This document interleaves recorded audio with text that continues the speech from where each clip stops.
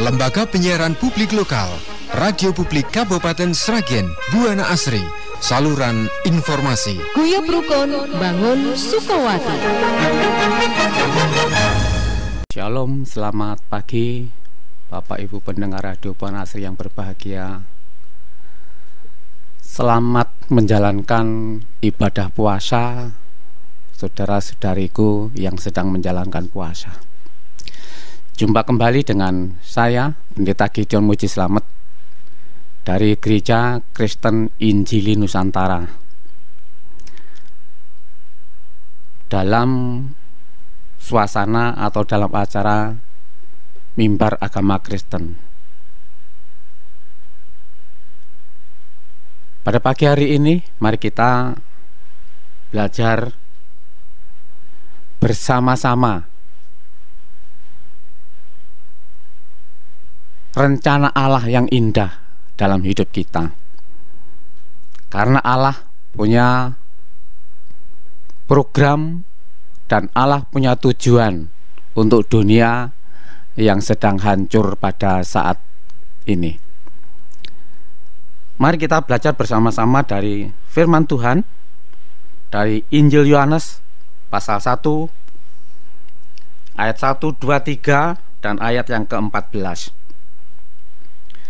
Saya akan bacakan kebenaran firman Tuhan pada pagi hari ini untuk kita semua. Demikian kebenaran firman Tuhan dari Injil Yohanes pasal 1 ayat 1, 2, 3 dan 14. Pada mulanya adalah firman. Firman itu bersama-sama dengan Allah dan firman itu adalah Allah. Ia pada mulanya bersama-sama dengan Allah. Segala sesuatu dijadikan oleh Dia, dan tanpa Dia tidak ada sesuatu pun yang telah jadi dari segala yang dijadikan. Ayat yang ke-14. Firman itu telah menjadi manusia dan diam di antara kita, dan kita telah melihat kemuliaannya, yaitu kemuliaan yang diberikan kepadanya sebagai anak tunggal Bapa, penuh kasih karunia dan kebenaran. Amin. Sekali lagi, bahwa Allah itu selalu punya bekerja dengan program, dan Allah selalu punya tujuan untuk dunia yang dijadikan pada mulanya adalah indah, namun karena ulah manusia maka dunia ini hancur. Firman Tuhan pada pagi hari ini dengan tema tujuan Allah datang ke dunia menjadi manusia. Apapun yang kita kerjakan selalu punya tujuan. Tidak mungkin manusia itu mengerjakan sesuatu tidak punya tujuan, asal kerja. Tetapi sekali lagi selalu ada tujuan. Demikian juga Allah datang ke dunia menjadi manusia itu punya tujuan yang indah. Tujuan yang pertama, mari kita baca Kejadian pasal 3 ayat yang ke-15.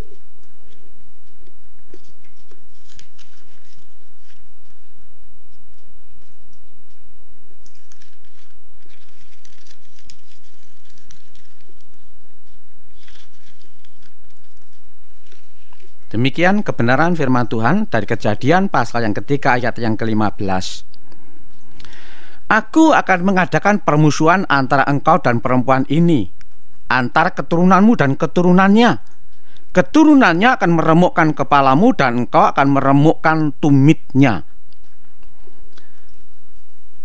Tujuan Allah datang ke dunia menjadi manusia yang pertama adalah menggenapi kebenaran firman Tuhan di dalam Kejadian pasal 3 ayat yang ke-15, di mana konteks Kejadian pasal 3 ayat yang ke-15 ini setelah Adam dan Hawa jatuh di dalam dosa.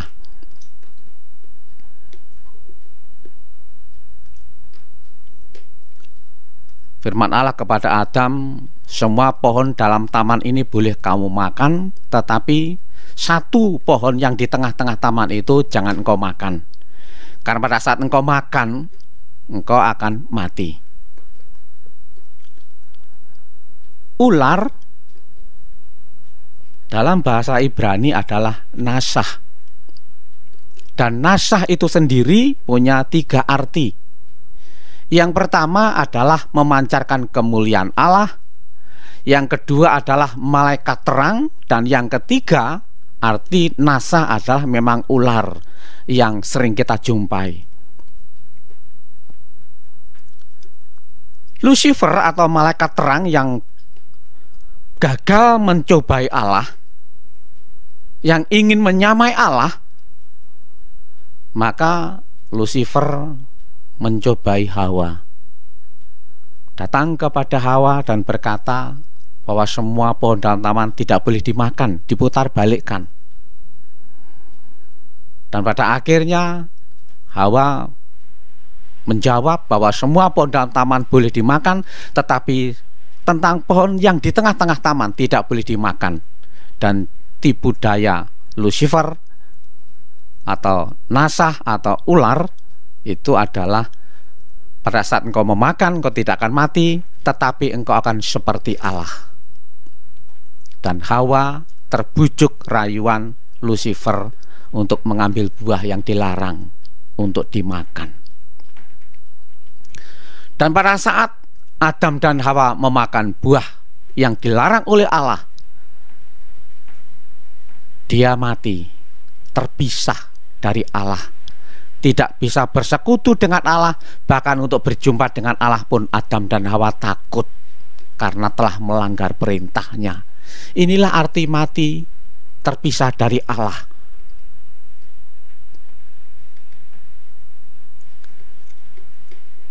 Keinginan manusia untuk menjadi Allah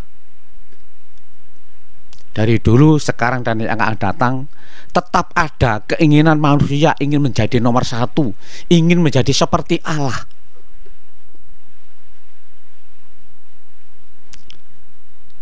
Saat itu Allah berbicara kepada perempuan dan kepada ular yang telah kita baca di dalam Kejadian pasal 3 ayat yang ke-15.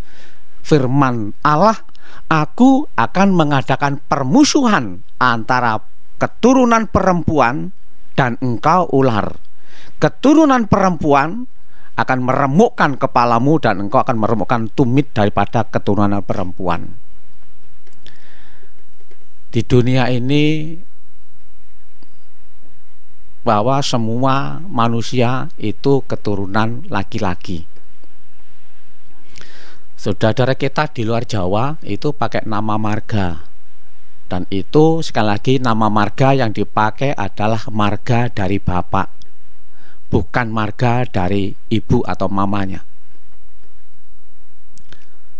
Saudara kita muslim pun yang laki-laki pakai nama setelah bin atau perempuan binti, itu pasti nama bapaknya, bukan nama ibunya. Itu menunjukkan bahwa sekali lagi seluruh umat manusia di muka bumi kecuali Adam dan Hawa itu adalah keturunan laki-laki, dan tidak ada seorang pun, seorang perempuan yang bisa hamil tanpa berhubungan dengan laki-laki. Lantas bagaimana untuk menggenapi Kejadian pasal 3 ayat yang ke-15 ini? Itulah yang dikerjakan oleh Allah, karena yang bisa mengerjakan ini hanya Allah. Saat malaikat Jibril datang kepada Maria, salam hai engkau yang dikaruniai, bahwa engkau akan mengandung dan melahirkan seorang anak laki-laki, dan engkau akan menamakan dia Yesus. Jawab Maria, bagaimana mungkin? Aku belum bersuami. Atau kata yang lebih jelasnya, aku belum pernah disentuh oleh laki-laki. Gak mungkin itu terjadi. Tetapi malaikat berkata bahwa Roh Kudus yang berkarya. Inilah sekali lagi nubuatan dalam Kejadian pasal 3 ayat 15 ini digenapi di dalam diri Yesus yang dilahirkan oleh Maria. Dan di dunia ini tidak ada seorang pun perempuan yang hamil dan melahirkan tanpa berhubungan dengan laki-laki. Hanya Maria seorang diri. Sekali lagi, tujuan Allah datang ke dunia yang pertama adalah menggenapi Kejadian pasal 3 ayat yang ke-15. Yang kedua, tujuan Allah datang ke dunia menjadi manusia adalah agar manusia dapat mengenal Allah. Tadi di awal sudah saya sampaikan bahwa sejak Adam dan Hawa jatuh di dalam dosa, keinginan manusia untuk menjadi Allah itu selalu ada sampai hari ini. Menjadi yang nomor satu, menjadi penguasa. Tetapi bagaimanapun usaha manusia untuk menjadi nomor satu, untuk menjadi Allah seperti Allah, tidak akan pernah kesampaian.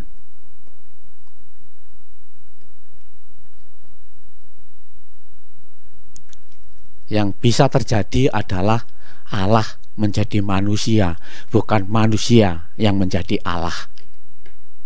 Karena manusia terbatas dan Allah tidak terbatas. Dia maha kuasa. Dia mau menjelma menjadi apa saja bisa. Tetapi dia memilih menjadi manusia supaya manusia bisa mengenal Allah dengan benar. Selama Allah tidak menjadi manusia, maka manusia selalu hidup dalam kegelapan, hidup dalam kebodohan. Memang ada usaha mencari Allah, ada usaha untuk bertemu dengan Allah, tetapi mereka salah. Zaman dulu atau zaman sekarang pun banyak orang yang percaya, yang dalam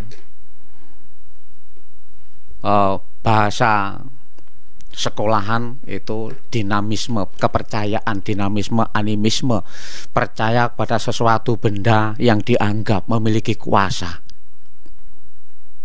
Tetapi mereka salah, karena mereka buta. Manusia buta, manusia tidak tahu apa yang dikerjakan. Itu sebabnya sekali lagi Allah menjadi manusia supaya manusia itu bisa mengenal Allah dengan benar.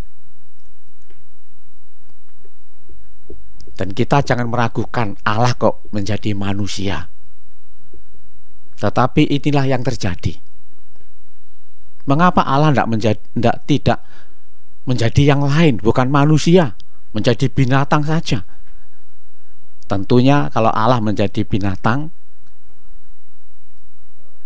seperti maaf ini orang-orang India yang menganggap anjing, menganggap monyet, menganggap sapi adalah titisan dewa.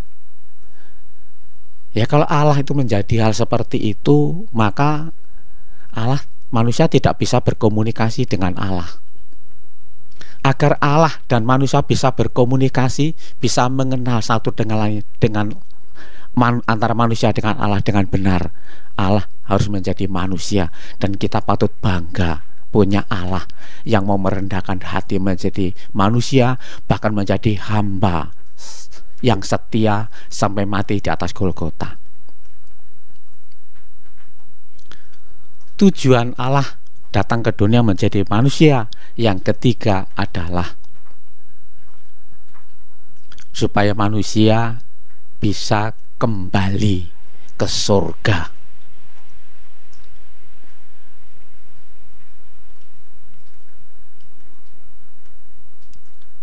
Di dunia ini banyak jalan. Misalnya ke Solo bisa lewat Sragen, bisa lewat Sumber Lawang, bisa lewat Boyolali, bahkan bisa lewat udara. Tetapi untuk ke surga hanya ada satu jalan dan tidak ada jalan yang lain.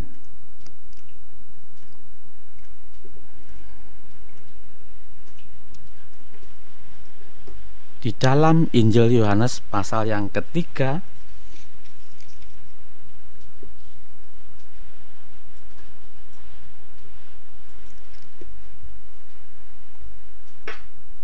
ayat yang ke-13, Injil Yohanes pasal 3 ayat yang 13, tidak ada seorang pun yang telah naik ke surga selain daripada Dia yang telah turun dari surga, yaitu Anak Manusia.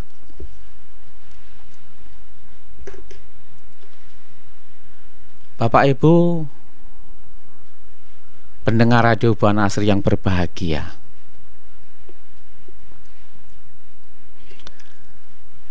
Kalau kita ke satu tempat tujuan yang kita belum tahu, kita pasti butuh yang namanya guide atau pemandu jalan supaya kita bisa sampai tempat tujuan. Zaman sekarang sudah modern. Kita tidak perlu guide. Kita hanya perlu yang namanya Google. Kemanapun kita pergi, kita pakai Google Map, kita bisa sampai tujuan. Berapa jaraknya, ditempuh berapa jam, itu sudah bisa diketahui.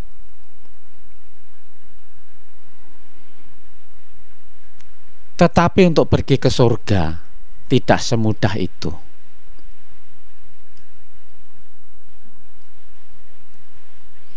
Untuk pergi ke surga kita perlu orang yang datang dari surga untuk bisa membawa kita agar kita bisa sampai di surga. Surga bukan tempat rekreasi, atau neraka juga bukan tempat rekreasi. Banyak orang Kristen atau bahkan hamba-hamba Tuhan yang bersaksi pernah ke surga, pernah ke neraka.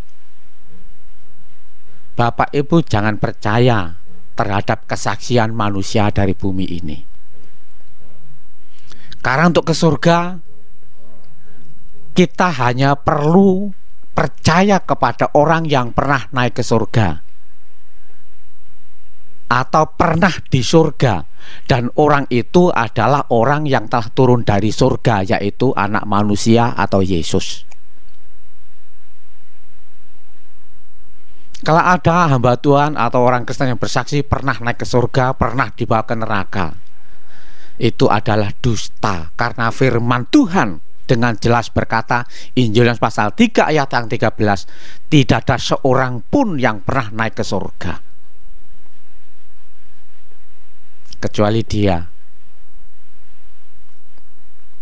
Itu sebabnya sekali lagi, mari kalau kita mau ke surga, kita jangan percaya Google Map, kita jangan percaya orang yang berkata pernah ke surga, pernah ke neraka. Sekali lagi, surga dan neraka bukan tempat rekreasi yang siapa saja boleh datang ke sana, boleh pergi ke sana, dan boleh kembali lagi. Bukan seperti itu. Kecerdasan manusia, sekalipun manusia bisa mencapai atau tinggal di planet-planet yang lain, tetapi manusia tidak pernah bisa menemukan surga kalau dia tidak pernah percaya kepada orang yang namanya Yesus.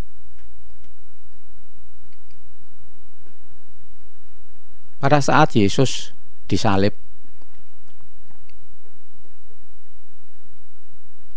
Yesus berkata, tetelestai, artinya sudah selesai. Pada saat Yesus mati, saat Yesus berkata tetelestai, sudah selesai, tirai bait Allah terbelah dari atas ke bawah. Bait Allah itu ada tirai yang menyekat ruang Maha Kudus, dan tidak boleh seorang pun atau imam yang sembarangan masuk ke tempat ruang Maha Kudus kecuali imam yang mendapat tugas untuk mempersembahkan persembahan kepada Allah. Jadi tempat yang Maha Kudus hanya dikhususkan seorang imam yang mendapat tugas. Kalau imam tidak mendapatkan tugas, tidak diperbolehkan masuk ke sana. Itu menggambarkan bahwa Allah itu Maha Kudus dan tidak boleh seorang pun manusia yang berdosa menghampiri Allah, dan tidak bisa. Seperti Adam dan Hawa jatuh dalam dosa melanggar perintah Allah, mereka terpisah dari Allah, tidak bisa bersekutu dengan Allah.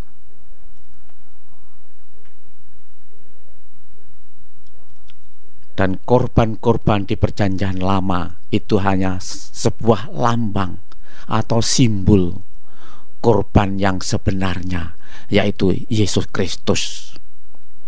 Kelahiran Yesus Kristus di kandang domba, yang dalam bahasa Ibraninya Migdal Eder. Migdal Eder artinya adalah menara pengawal kawanan domba. Yesus lahir ke dunia ini, sebenarnya tempat kelahirannya di Migdal Eder itu sudah memberitakan tentang kematiannya yang menjadi korban yang akan menyelesaikan dosa-dosa manusia, supaya manusia bisa bertemu kembali dengan Allah, bersekutu kembali dengan Allah.